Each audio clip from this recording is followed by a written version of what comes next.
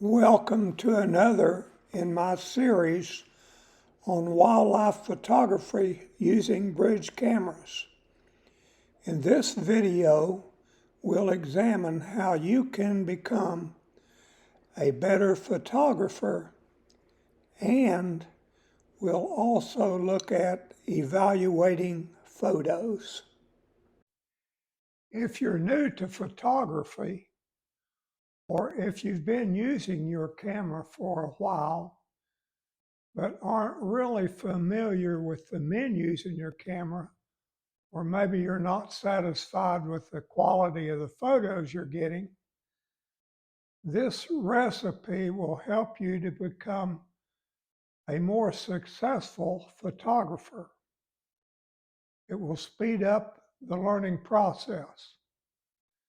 Begin by setting your camera in the auto mode. Go out every day and take a few photos.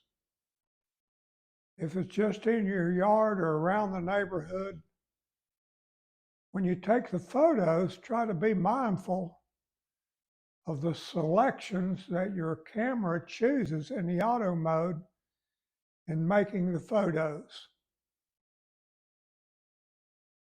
There's no need to try to remember all of these settings, but over time you will become more mindful about what settings the camera chooses under various conditions.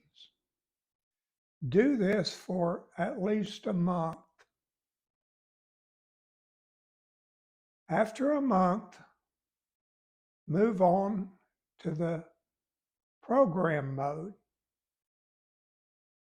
The program mode is very much like the auto mode, but you, the photographer, have much more input and control through menu settings that you can use to set up the program mode. In the program mode, repeat the process of going out every day, taking a few photos, experiment and learn how your settings affect the various choices that the camera makes in regard to the settings that you made in the menu. Do this again every day for at least a month. It is very important that you thoroughly learn the menus in your camera.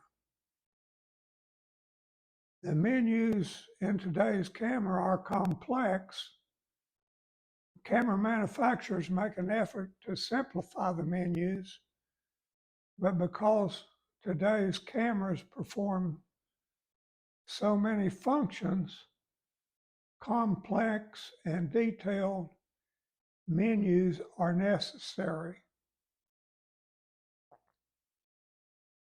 Eventually, you will learn the menus in your camera and you'll be ready to move on to the other auto modes, such as the aperture mode or the shutter speed mode.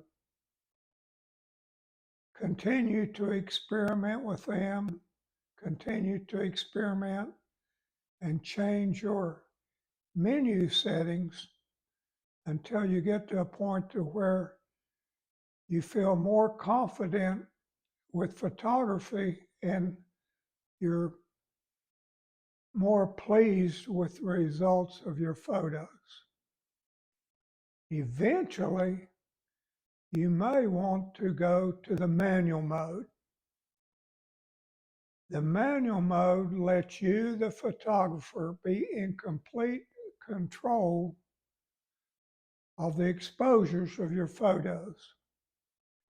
You will be able to decide the ISO, the aperture, and the shutter speed settings. This recipe will help you to quickly progress your skills and become a better photographer. So have fun, get out there and take photos and learn to be a better photographer. And good luck with your photography.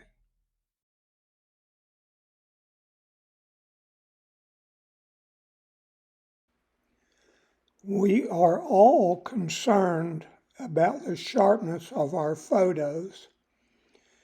And well, we should be, because sharpness is important when it comes to evaluating photos.